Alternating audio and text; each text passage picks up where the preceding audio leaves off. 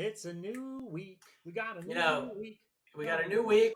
John, I'm so yeah. excited. I think if Why? people have heard me say this before. Well, our book, The Ultimate Guide to HR, Yeah, Checklist Edition, still yeah. out there on Amazon, still selling. We're getting great feedback from folks. Folks, you've got to go to Amazon.com, check out, go search The Ultimate Guide to HR. Just got back from a very popular stint in HR Florida at the SHRM store. They were selling it. People were buying it, and I mean, but better than that, we're getting great positive feedback Yeah. that this book that you and I have put everything we know about HR into and leadership management into a book of checklists has helped people. So I know, we've got a story to get to, What? and when you think about HR disasters, John, the ultimate guide to HR is not a disaster; it's been a life savior, It's right? funny. It's funny that you say that, Chuck, because I was just talking to one of my contacts. So I'm doing a HR for nonprofit course next year. And so it's going to be online. It's going to be virtual. And I think it's a 6 week, something like that. I don't remember the details. We figured out the details earlier, but the person, the sponsor, we were asking about the book, and I'm like, we were gonna. Last time I did this course, I did it in a day, 2 days, right? So it was a 2 day course, and we brought the book. We brought the hard copy of the Yeah, book so everyone could have it, and so for all the virtual, we are going to give them free our electronic download so they can have it. And so I'm really excited about that. I think it's going to be great for the class. And so we'll have more information on the podcast as we define it. They're still doing some pricing on it and trying to figure all that out. So, that's fantastic. So, yeah. folks, check out the book. But let's talk about HR disasters. Oh, Okay. Yeah, I think that's today's topic a little bit. okay. And a All lot right. of people, go straight to those big headlines, harassment claims, wage and hour lawsuits, and maybe some huge OSHA violation. Yeah, that gets the big evening news, right? That's the thing you hear on your news and that kind of stuff. But honestly, Chuck, some of the biggest risk and the most painful cases are HR start with something small. Like scheduling. Exactly. Who gets the weekend off? Who covers holidays? Who has to close on Friday night and open Saturday morning? Those little choices can blow up into those big lawsuits. Yeah. So for me, I'm an HR director. We're at a Four Diamond resort. We're 7 days a week. We've got 485 employees, and weekends are the heart of our business. It's where the pressure really is. Everyone wants Fridays, Saturdays, and Sundays off, or especially Saturdays and Sundays. But those are the days we absolutely need coverage. Scheduling isn't just a task, it's really a balancing act to keep the business running and keep the employees happy. It's a strategy there. Yeah, right. And you got to figure that out. I'm not, I worked in hotels, I've worked in big corporations, I worked 24/7. And I had a similar experience trying to schedule people where everybody wanted the same holidays off. Everyone wanted Christmas, everyone wanted New Year's, Thanksgiving, you name it. And of course, the business doesn't shut down.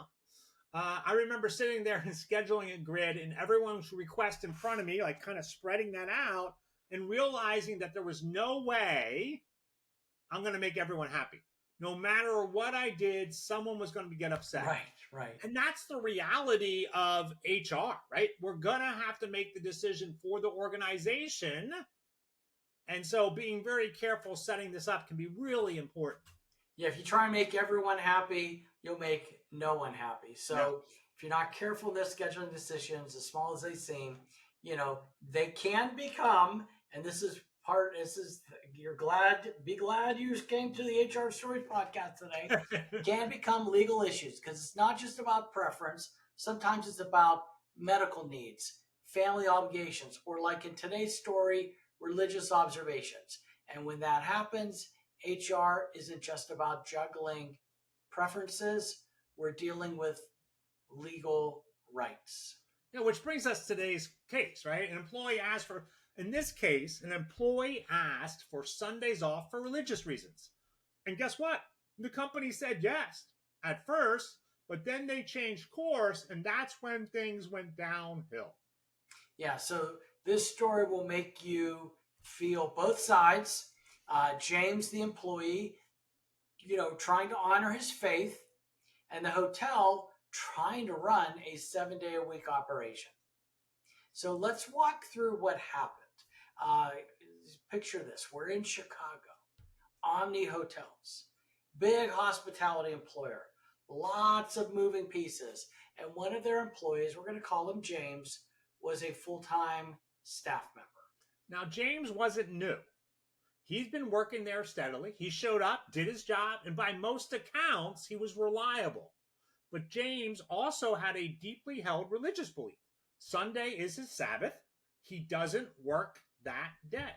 Yeah, and that wasn't just for preference. For James, it was a non-negotiable. Sunday was church, Sunday was family, Sunday was rest, and it was a core part of his faith. So he goes to management, and this is important. He doesn't wait until he's scheduled on Sunday and just no-shows, right? He goes in advance. He says, I want to keep working full-time. I'll take early shifts, late shifts, busy shifts, unpopular shifts. I just cannot work Sunday. Yeah. And at first the hotel says yes. And I think that's the key to the story, right? Hotel says yes. Other employees stepped in and covered those Sunday slots. And it worked. James got to practice his faith, and Omni had bodies on the floor. That's a funny way for us to say that, right? Bodies on the floor. But we know. But they had their shifts covered. We both worked in that hotel, right? Yeah. Just having people there. But when things get complicated, here's how things got complicated. Hotels are 24/7 business, right? You know that better than anybody. Weekends are peak times. Managers are under constant stress to keep shifts started. At some point, leadership decided James' accommodation was creating a strain on the organization. Yeah, so that's the real problem. And here's a question, right? Did they sit down with James and did they say, hey, this is getting a little tough. Can we brainstorm some alternatives? From the EEO perspective, I think the answer, and I'm going to say it, was no. Right? That's why we're here for the story. Yeah. Instead, right, management gave James an ultimatum. Move to night shift or go part-time. And think about that, right? Your boss comes into you and says, look, we can't accommodate you. If you're not going to work Sundays, you're going to have to work overnights or you're going to have to go to part-time. That's a huge change for somebody who had been a steady full-time employee. Imagine being told we can't give you the same job anymore unless you change your lifestyle. Yeah. I wonder how long James had been there and what job he was in. I don't know the job exactly, but he had been there for 10 to 11 years. Oh, for goodness sakes. So he's crushed, right? James is crushed. And from what the EEOC reported, he felt singled out. He had followed the rules. He had gotten approvals. And suddenly it's yanked away. And then came the retaliation piece. After he resisted, his hours were cut substantially. For him, it wasn't just about faith anymore. It was about paying his bills, supporting his family. Yeah, so listeners, put yourself in James' shoes for a second. You're trying to balance your livelihood with your beliefs. You're not asking for special treatment across the board, just 1 day a week. You think the company understands, and they did for 10 years. And then suddenly you're being told you either change or lose your income.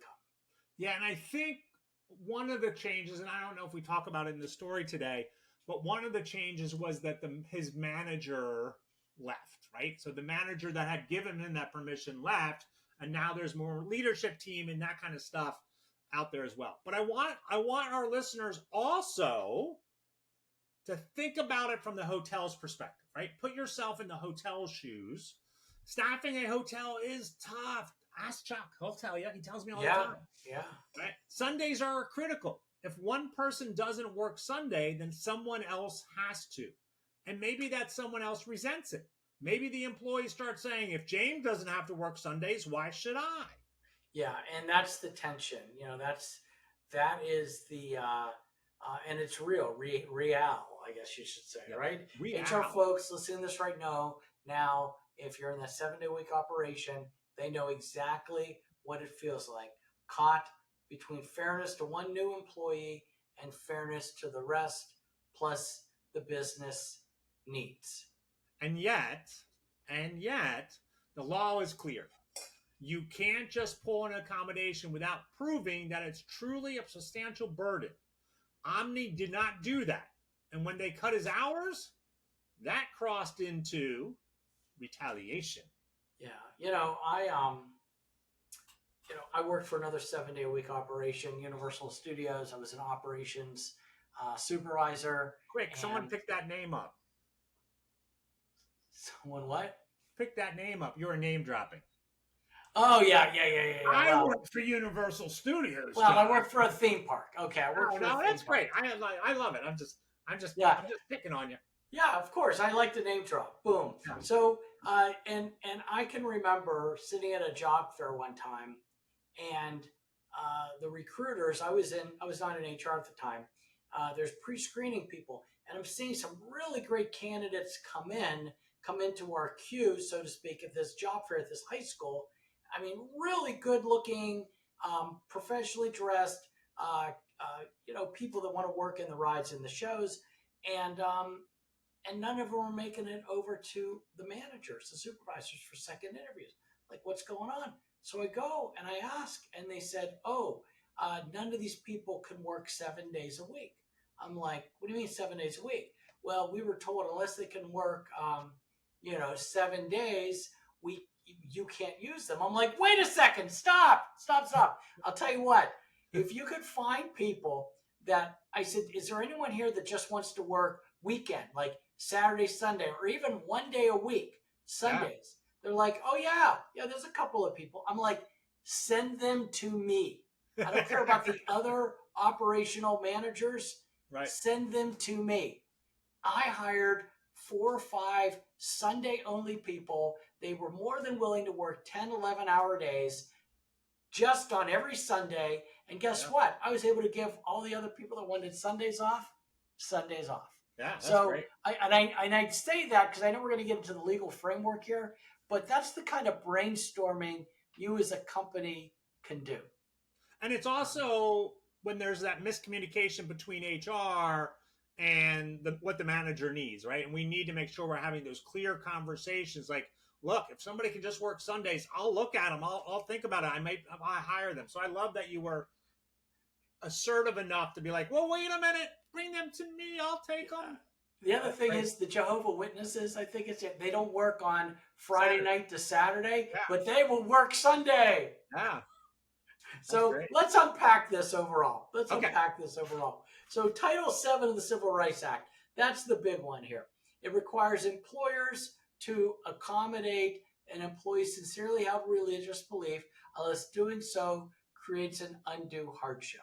And so, go ahead. Oh, sorry. And so for years, right, undue hardship basically meant a minor inconvenience.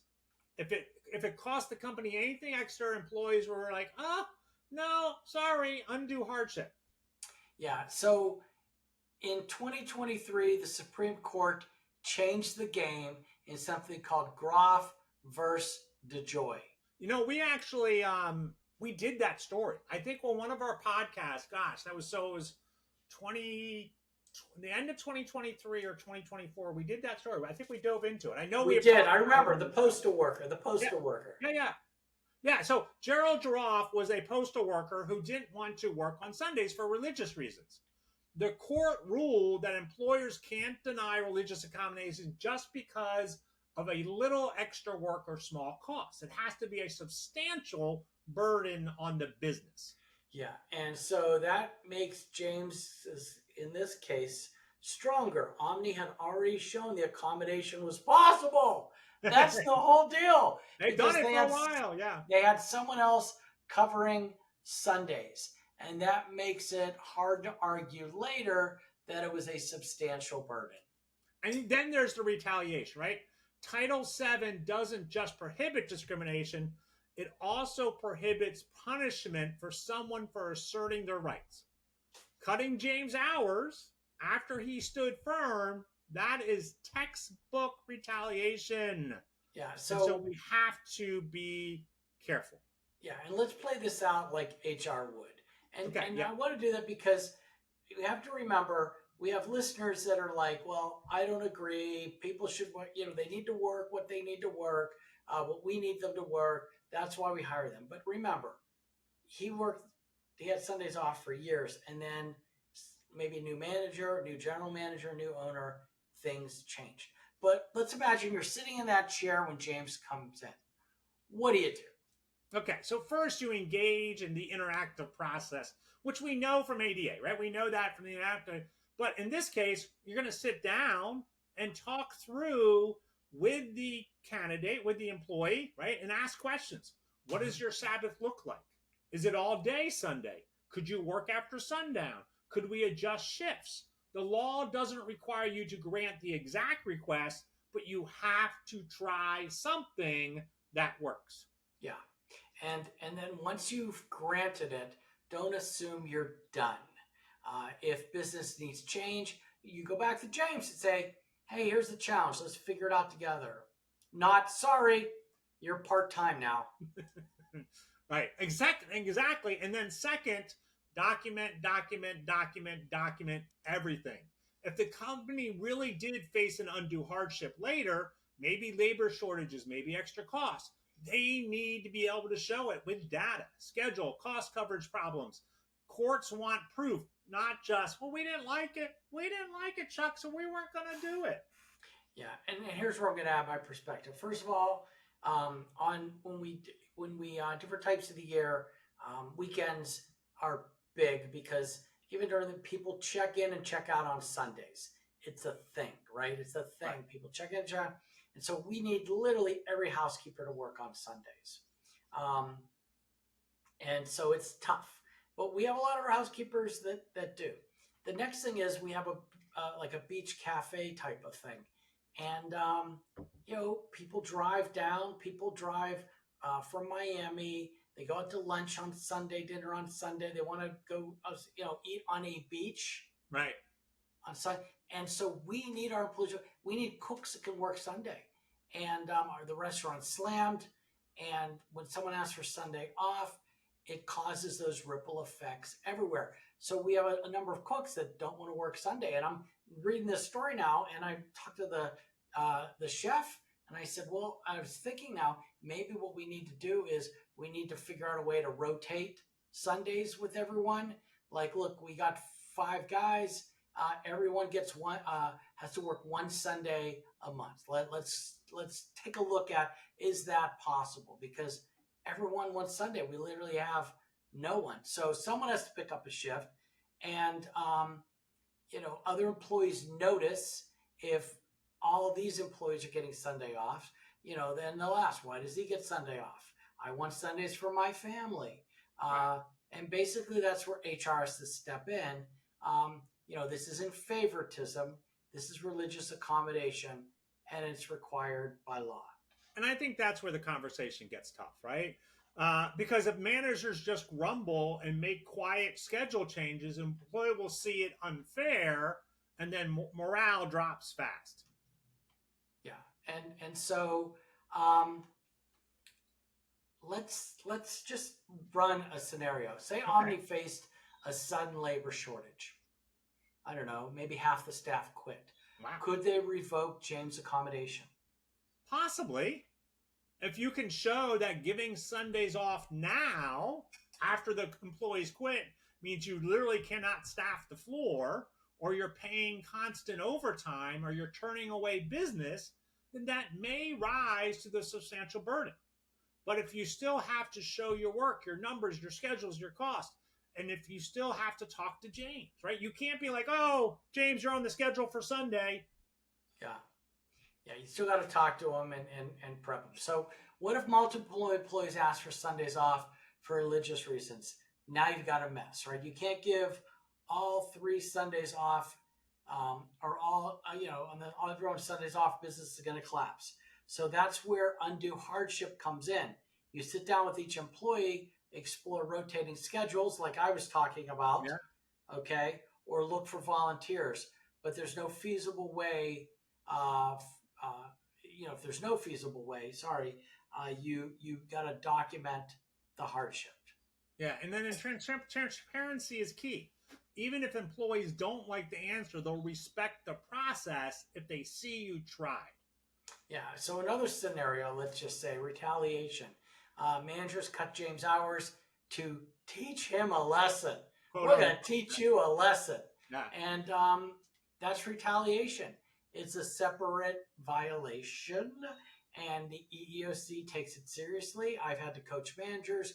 You may be frustrated, you may not like it, but punishing the employee, retaliating against them, various levels of retaliation, but it's still the same. Asserting their rights is like handing the EEOC a winning case. Exactly. Retaliation is awful when companies lose the most money, right? And it's the manager, right? The manager will do something just like, I can't believe it. I was going to say stupid, but right? They would do something stupid. I'm going to say it. It's trying to be nice, but they do something stupid. Like they get pissed off at the employee and they're like, oh, you can't work this many hours, or I'm going to move you to this shift, or I'm going to make you do these things. All of that is retaliation. And the initial accommodation dispute may be gray, but the retaliation becomes black and white.